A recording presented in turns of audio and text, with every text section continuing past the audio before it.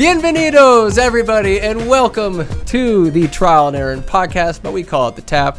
I am your host, Aaron, and today I'm going to be talking about a subject matter that is near and dear to my heart, a subject matter, a trial that has influenced my namesake. It has been part of my life since day one, and now in day fucking almost 32 years worth of days. This subject, this thing that is so near and dear to me is motherfucking basketball, and it has come raging back into my life playing men's league the past, I would say, month or so. The Slapdick League of Winners played at the Young Gymnasium on the high school campus. It has been so much fun, and I'm gonna get into it. It's just I feel like my competitiveness and my competitive spark has been reawakened. It has been incredible playing basketball after the pandemic. And like I said, we'll get there, but this episode is just, it's all about basketball. And if you don't know me, basketball, I would wager myself an athlete. I played since I came out of the womb up until college, where I did intramurals and beer pong, but nothing super competitive as it was in high school. And I'm born into a family of athletes, my direct family. I'm probably the least athletic person in my family. Well, I don't know. Basketball, everybody's got me licked. If my mom wasn't busy having babies, she would have been a collegiate athlete playing basketball too. My little brother Skylar played basketball in college. My little brother Keith played basketball in college. My pops, I believe he played basketball in college. I know he played football in college, but I'm the only one that didn't play a collegiate sport. Unsurprising. But anyways, so yeah, let's just rewind it back. A life of basketball and how it's just, the ball still bouncing to this day, baby. I'm so about it. It's fun when you're trying to think about, like, what am I going to talk about this episode? And then just comes to you and just, booyah! Like, of course I'm going to talk about it. It's got to be my favorite documentary, The Last Dance. I've seen it a million times. If you haven't seen it yet, you're slipping, you're tripping, all of that stuff. You got to watch it. Even if you're not a sports fan, like, you got to try it out. You got to just experience what perfection, what poetry in motion looks like, i.e. Michael Jordan. But that could be a podcast to itself. But way back, August 14th, 1990, I'm born Aaron Jordan Gertz, and my dad, I guess I was named after one of his favorite players that he coached, Aaron Hickerson, but my dad wanted to spell my name A-I-R-O-N. This is in the heyday of Michael Jordan, still making a name for himself in 1990. Still hasn't won a championship yet, but he is the fucking truth. And Mama Bear was like, "No, we're not spelling A-I-R. It's A-A-R-O-N, but it's Air Jordan Gertz," is what my dad was aiming for. And I realized it like a couple weeks ago. Oh, I'm an adult. I could change the spelling of my name legally if I wanted to, but A.A. Ron's all right. It's here to stay. The sentiment's still good enough, but a little whisk. Delicious. But Air Jordan, and then basketball, even, I feel like it's in my lineage. I can't remember if my grandparents at all played. They were busy working, trying to raise 20 kids. But my dad played basketball forever. My mom played sports forever. My dad coached basketball for like 20 years. I guess his thing was, like, have a bunch of kids, dump all set of said kids on your wife, on her responsibility plate, and then you go off and coach high school sports for 20 years. My pop still does. I think he said it in the last podcast he and I did together. Like, I don't know how a wife stayed with him, because he'd just go off and coach and did his thing. But my dad, I feel like sports are something of a genetic thing. And I've been blessed, I would say, to have played sports, in particular basketball. It's such a wild sport, universal, global sport.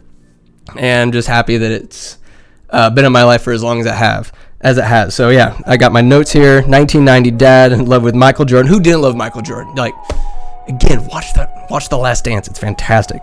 And then from 1996, I guess that's like ballpark when I started playing little dribblers. They had little hoop attachments to the 10-foot rims that would go down, so us little turds can actually, weekly shoot up the ball and make it. We played at St. Anthony's in Winters, the original St. Anthony's, little town hall area on some fucking tiles. They're slipping all over the place, just grinding and scoring buckets. Like, it was a good time. I have here subpar elementary and city league basketball. I played city league basketball with the other kids in Winters because I went to St. James, because I'm just balling like that. in a what's it called? School uniform every single day.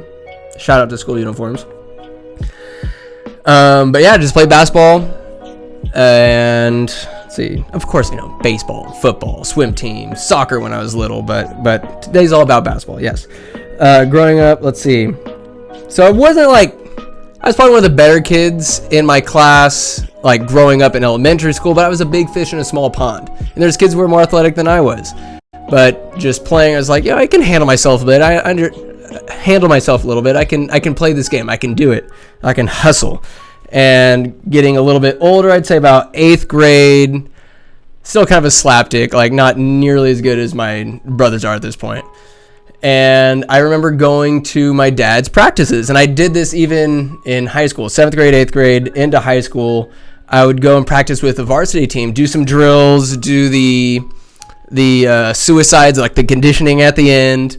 My God, like looking back, now playing men's league, looking back at the conditioning and the day-to-day practices, the everyday grind of just working your ass off, being in tremendous shape, being able to sprint for 4 quarters straight.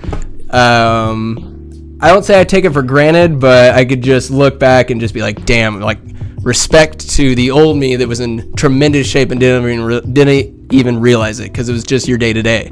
Just be a fucking amazing athlete. Just be able to run and sprint and to fall on the ground and let your body bend and twist and take hits and come back the next day ready for more. It's just the move. I love sports, and in high school sports were infinitely more fun than elementary school sports by far. Let's see. And basketball, not just that it in my life, yes, it affected me. I loved it, but it also affected me off the court, right? My older brother Keith played varsity basketball all 4 years of high school, fucking stud athlete. And then in the summertime, he'd play AAU basketball with kids from different towns and whatnot. And one such family was the Davis family. It's Ross Davis, Sue Davis, Ashley, Zach, and Jared. We met them somewhere between, 2000, 2004, whatever, like just summer league basketball. And we met these people, and they're just fucking dope, right? And this isn't like in my elementary subpar basketball, but my 8th grade year, talk about basketball facilitating shit. For some reason, Zach and Jared's coach, their senior, all throughout high school, they lived in Folsom. Their coach did not play him. Zach is 6'9", Jared was 6'7". How do you not play these guys? With athletic abilities, for sure. They weren't just slapdicks. And the coach didn't play him, so it was just the parents got together. First, they're kicking around this idea, maybe Zach and Jared should come to Winters for their senior year. And it just kind of seemed something of fantasy, something that would never really happen. But then the folks started taking this shit a little more seriously. I remember them all sitting out in the back fucking porch, the deck out by the pool, all 4 of them sitting down talking about logistics, like how would we make this work. And we're in this little modular, the one that I'm in right now, and I think we might add it onto it at that point, but it was decided Zach and Jared are gonna fucking live with us and spend their senior year. They transferred from Folsom to Winters High School to play basketball. These 2 twin towers came in to fuck shit up, and that they did. So my 8th grade year of elementary school, Keith's senior year, I got 2 extra older brothers. It was the coolest fucking thing ever. A little scared at first, didn't really know them that well, but as the days went on, there'd be like, I was just totally gay for Zach and Jared. It was a fantastic just friendship relationship. Zach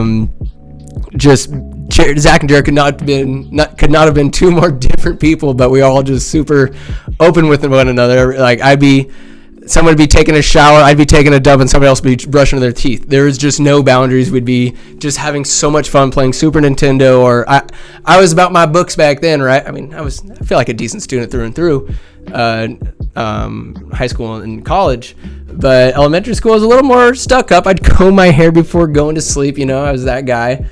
And Zach and Jared would be like, hey, like, stay up, talk with us, play some video games, let's hang out we had a wood stove on that side of the house.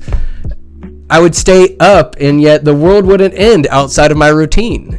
And I don't know, it was just cool to just kind of bend the rules a little bit, even if they're my own, and just relax with them and just enjoy their company, Keith's company, just everybody, just 2 more brothers added to the family unit immediately. And I was the filmographer, voluntold to do it that entire year. So I went to not only home games, but I went to away games. And if you're in Winners, the BVL at that time, even when I went throughout high school there, you were driving an hour and a half minimum. You're going to Wheatland, you're going to Sutter, Orland, Gridley, Willows, a fucking trek everywhere you're going. It was ridiculous. And I went to every single game and I filmed it. There'd be times where it's just balling out, going hard. I'm just watching and the camera's just stuck, and I had to get told by my dad and the other head coach, Jason Davis, like, hey, you got to keep your eye on the ball, keep the camera on the fucking ball, because I'd just be watching and not filming. But just every single play, their minimal loss, I think they might have had like 1 or 2 losses, but that team, they won the section championship. That team won the section championship. I remember Keith started, Zach and Jared, Ruben Ramirez, and Andrew Cummings, like just a fast, solid squad, great personalities, great chemistry. They call it the One Ego Team. Shout out to Dominic Mondolfo, who's something of a poet rapper on the team. Didn't get a lot of playing time, but a big spirit and like heart guy. And he called it the One Ego Team, and that's how they played. Just one idea, one ego, one goal, and they fucking won the championship against Corning, I believe. Maybe it was in Corning, but they won that shit hands down. It was unbelievable, and just be a part of that. I just like that year was just so special, and it was just beyond basketball. And I learned so much about life through that, and you know, with such great times. Of course, there's bad times that come. Of course, like, I don't know if people know this, but like Jared passed away back more than 10 years ago now, and it's just, it sucks. But it's like, without basketball, I don't get to know Zach and Jared. I don't get to know the Davises, and it's like I wouldn't give that up for the world because of this fucking sport. You know, I want to put a positive twist on this. Absolutely, and it's just basketball. Let's see. So that year was just fucking awesome. Brought to you by basketball, and not the basketball that I was playing, but just, it was, you know, Skylar had the same experience. My little brother, you got 2 extra older brothers. Still our brother. Zach, I just got back from his kids, his 2 daughters, their birthdays. Big family guy, you know, over here in Winters, doing big things. Looks like he transferred for good, as it seems. Let's see here.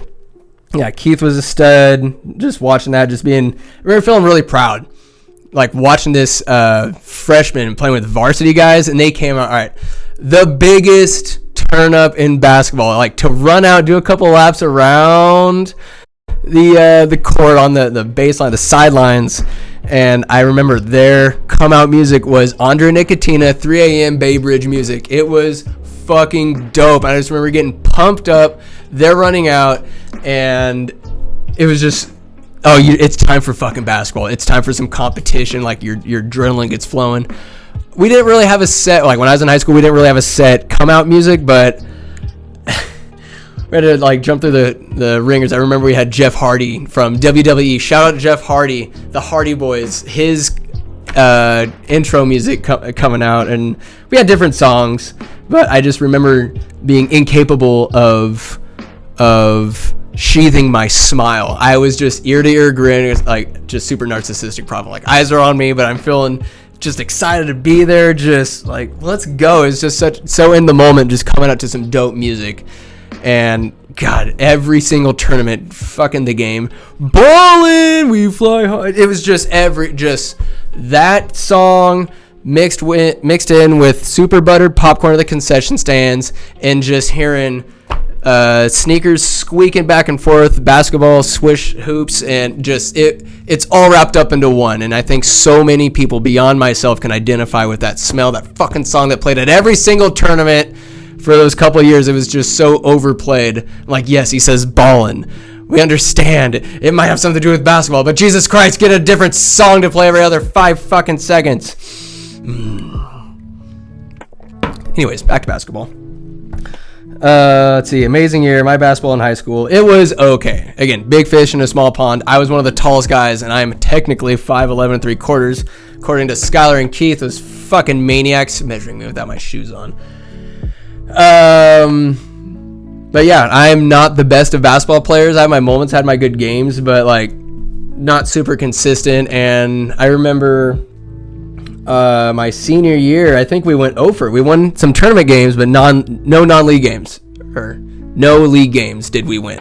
Nothing. But coaches would comment on how hard we hustled. We fucking tried. We ran our asses off. The squad. It was... coaches would say like we're like a muscle car in sand, just burning out, clawing tooth and nail to make something happen. We just can't go far. We couldn't score, and it was just difficult. We played as good a defense as we could. We'd try hard, we'd hustle, but other teams were just more talented. They had kids playing year round. Summer league basketball makes a huge difference. And I was a 3-sport athlete. And kids that would specialize, like you could tell, there's just fucking studs, and every team had them. And not to say that we weren't athletic, but just not good enough to get these wins. But my most cherished game in high school, if I were to choose one, I think the most points I ever scored in one game was 29. We lost, and but my favorite game, it was Find a Cure night. A couple of years after, like Jared passed away. And what was in the fallout of that came the Jared Davis Memorial Scholarship, which started by my folks and his folks, Ross and Sue. And every year, a big fundraiser for that scholarship is called Find a Cure Night. And Find a Cure Night, my dad will go out and, Benny, coach forever. And the man knows how to give a speech. He's a great public speaker. I feel like that's where I get my public speaking skills from. And he goes out... and he'll address the crowd, let them know this is who Jared Davis was. This is why we're doing this tonight. This is what makes tonight so special. This is what makes tonight something to remember and to cherish every moment. Cherish those around you that you love. And he does a great job at making it real, making it significant to people that might not know why we're doing this event, why this event means something. And if I may deviate to tell an anecdote, Benny Gertz, not going to say the man is predictable, but I made a bet because Benny, he's a showman, right? And he's as sincere and genuine as anybody could possibly hope to be. But I bet my little brother, Skylar, that Benny Gertz would go out at the beginning of the Find a Cure Night speech. We know how emotional my dad is. Emotional guy, and I love that he's very genuine. Like I said, he's a genuine person. What you see is what you get. And he'll get worked up a little bit. And my bet was he's going to start off the Find a Cure Not speech with, "Good evening." Set the tone with the fucking good evening. And he's walking back and forth, just he lives in the moment. And that good evening is it just seems like something he would say. I know my dad. It's dead quiet. Got the camera out. This is a Find a Cure Not. When it was Skylar, my second favorite game that I didn't take part in was Skylar versus my cousin Travis, Woodland Wolves. But I'll get into the game later. But before that, both teams are lined up right in front of their benches. My pops is addressing the capacity crowd at the Young Gymnasium. And what does he say? "Good evening." And I get up and I'm like, yes! Like I get on my feet and it's a shout under my breath. Yes! And to this day, I think Travis says he recalled hearing yeah, but it wasn't enough to turn heads. People are murmuring a little bit still in the crowd, but I piped down if I knew I'd won the bet. It was $20. And Ben Gertz goes off and gives a great speech. Skylar and Travis, man, what a game. And every year there's a hero, and every year there's someone maybe they're in a life struggle, to say they have a terminal disease or whatever. Every night will be dedicated to them, and they get basketball signed by both teams. And so this game goes on at Skylar. I think he was a junior at the time, and Travis senior. And Travis fucking stud. He could dunk. The boy had some hops, had some skill. He knows how to score. Skylar just fucking savage. The game goes back and forth, and Skylar gets fouled. I think it's a 3-pointer. He gets fouled a 3-pointer at the end of the game. To put it in overtime, homeboy needs to make all 3 shots. What does he do? Bang! Bang! Bang! He puts the game into fucking overtime. It was the most clutch fucking thing. Just drags his ball sack back to the bench. They go into overtime. Unfortunately, Travi and those fucking Wolves pulled out a W against the Warriors. But fuck, it was one hell of a game, and it's what that night's all about. Just high competition. No matter how bad we are in this season, Find a Cure night's a fucking play out of your ass, magic's gonna happen type of fucking night. And now back to the main story. It was my senior year. I think Skylar was a freshman or a sophomore. And he moved up for that night. He was playing on the JVs. He moved up to varsity to play with his brother. And we were down 20 at halftime against Vacaville Christian, I believe. And that second half, we fucking stormed back on the back of the 6'7" wonder Zach Pangburn. 6'6", 6'7", Zach Pangburn. The guy, love you, Zach Pangburn. If you're listening to this, I love you, big dog. But you're about as coordinated as Zach Davis back in that time. Like, you could not dribble and chew bubble gum down the court without tripping over yourself. It's all good. It's all good because that game, you fucking turned up. You got scores. You got boards. You were a big reason we won that game. I think I had a pretty good game myself. I remember, like, Skylar's taking out the baseline. I just remember running up by a three, like, ball. He gives it to me, bust a three. We win by a couple points, but we fucking won that game. And even sweeter's always going to round table after that. No disrespect to the Pizza Factory. Went there for plenty of post. Yeah, some basketball games, some Little League games. But always going around table after Find a Cure night. Just pizza and pizza tastes best when it's chased with victory. It is so fucking delicious to just go in there being high on life, go on, lose the rest of the games of the season. But Find a Cure night, so fucking special. It was so great. I know I'm just rambling on. Another Find a Cure night story. Jason Davis, I think I might have graduated, but their team's getting their ass kicked. Well, it's a slapdick team. The competition at halftime is Vince Doyle's senior project. Shout out Vinny D. And it's one of those ones, it's a fundraiser for Find a Cure night, and you got the participant, someone who gets their ticket called, right, raffle. You go out there, you got to shoot a layup, free throw, three-pointer, then half-court shot. Jason Davis, senior head coach, varsity head coach. Boom, makes it, struggles with the three, but time's running out. You get 30 seconds to do it all or whatever. It's 5-4. It's so dramatic. He gets the half court and just lobs up a prayer. Boom! He makes it with no time left. It was just better than the game itself. That's how much of a stinkers teams are at winners. Which, speaking from experience of stinker teams, but playing competitively, putting it all on the camaraderie of basketball. Jesus Christ. Just being on the bus with any sport, being on the bus with your friends, just shooting the shit. Watching it, like, I had a little portable DVD player, like, just chilling with your boys for months, competing, sweating, giving your all. Excuse me. Again, I don't think I took it for granted, but it's a super special thing, and that's with any kind of organization. Just say you're in band. Anytime you're in a bus with your friends and you're doing something, that is just, it's no matter how bad you might get beat or whatever's going on in life, like that, those bus rides are awesome. And even when life itself is pretty terrible, or school's tough, whatever's going on, girl breaks up with you, you go to practice and your mind is so fucking far away because you're just present on the competition, you're hustling, whatever, and all the worries will be there after practice. But for then, you got to go hard. And then that reminds me, not only because my dad, crazy assistant coach. My dad's out of his mind, and I love it. Talk about the emotion. I've seen this man. He has a towel. When he's assistant coach with Jason Davis, who's Jason Davis head coach of my brother's, the One Ego team, and then my pop's assistant coach. He loses his mind because the refs in the BVL are such horseshit. They've always been horseshit. There's a couple of good ones, but on the whole, horseshit. And I remember seeing my pops, after a horrible call, bite down on his towel so he doesn't shout because he's been tossed out of 1 million basketball games. I need to do a podcast on that. My dad's just antics on the court.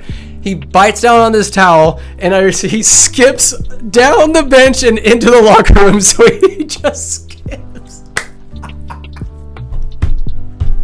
And about 5 minutes later, he comes back out. He's still the towels around his neck. Oh my God, it was incredible. And he's been again, like I said, tossed. He's the energy, like the batter of a team, like so much emotion. He'd always be the one to run us at practice for during cardio. Holy shit, Benny Gertz did not give a fuck. You are going to taste the iron in your mouth, taste a little blood, because you're just fucking hustling. You're doing liners, shooting free throws. Oh, if you make this, you can go home. Not, you miss it. But I was little. I remember being a water boy for my dad for his teams and whatnot. It was just, when I think back on it, basketball has always been in my life, through and through, just growing up with it. Now, I don't know why that I don't reminisce on it a little bit more. Because it was some good times, let me tell you. It still are good times, damn it. Let's see, 2009. Question, lose my 20 and a half, and I come back and win. Talk about my families. It's like, Keith played at Yuba.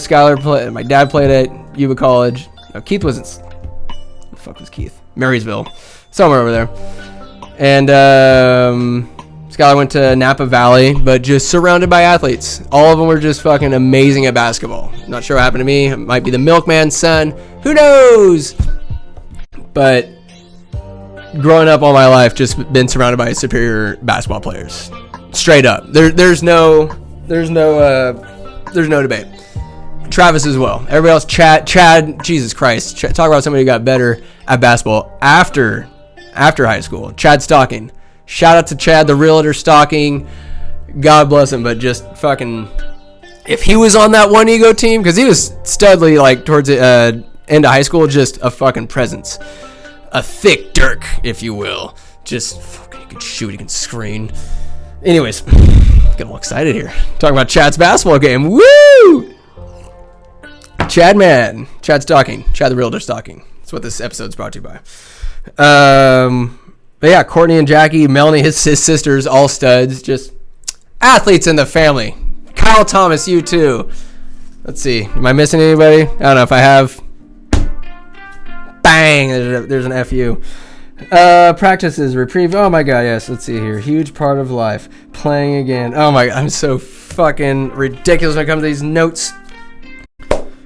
Coming to current day basketball, just again, loving The Last Dance and how it just inspires me. It makes me want to play basketball. And now that I have this opportunity on Sundays in the afternoon playing against high school friends, some people I don't know, but it's just everybody's from winners. There's an older group, younger group. There's teams that are making upsets. We are the B&D Gertz trash bags. Let's go. We're about to win a playoff game against Doggo's team. I hope so. By the time you guys listen to this, I hope to God that we win this fucking playoff game against Doggo's team. I want it bad. Trash bags are in action. Basketball on Sundays. Playing 5 guys deep for 40 minutes is a fucking toughie, but sometimes we actually get more than 5 people to show up. But just being part of competition again, hustling, sweating, just giving a fuck about something that's high intensity and timely and just overall letting you feel competitive, getting some adrenaline going. And if sports aren't your thing, I lament that, because there's nothing else that could really compare. You can do competitive, banjoing, chess, or whatever. There's other hobbies, there's other fulfilling aspects of life other than sports. Totally get that. From a biased point of view, which to me is obviously the correct point of view, there's nothing that can fucking compare to sports. Or basketball for that matter, I guess. Because it's a universal language. To play a sport is a universal language. You go anywhere, find a basketball court, the rules, get together, you can play.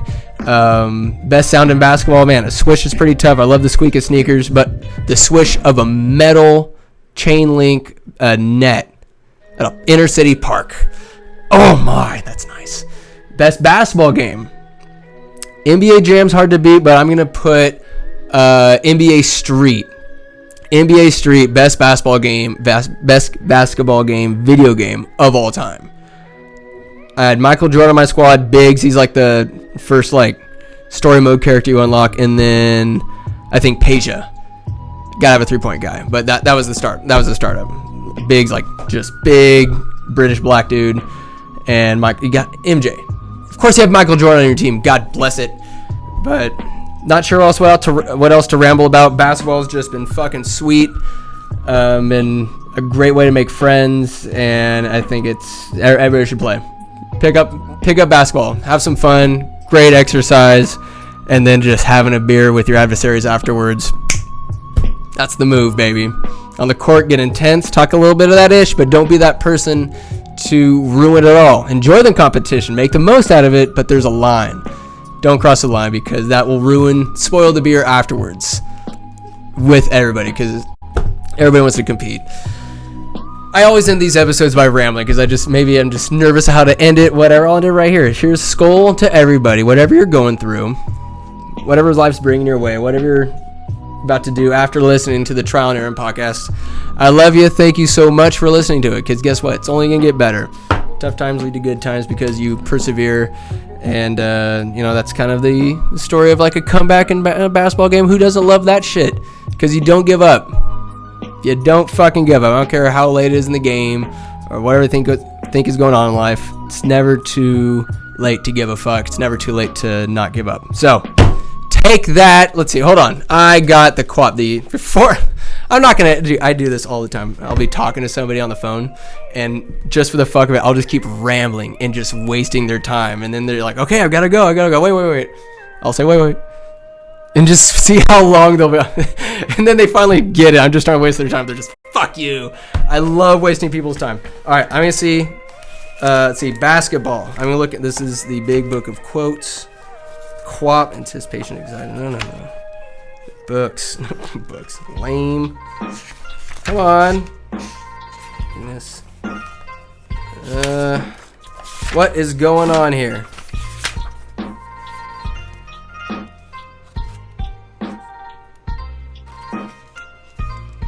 Ballads, beauty. No basketball? Come on. All right, what about athletic? Atheism, authority. Astronomy, atheism. Oh my god. Authority. Alright, here's associated. NBA, National Basketball Association. Here's a quote for associations. I have only to take up this or that to flood my soul with memories. It's like that. Association. I don't know. Anyways, basketball. What great basketball quotes are there? I don't know. Leave a comment of your favorite basketball quote. I'm not sure what my favorite basketball quote is. I'll get back to you on that one. Maybe on the next podcast. Maybe on the next Trial and Error podcast. Go out and have yourself a great goddamn day. I love you, everybody. Bye-bye.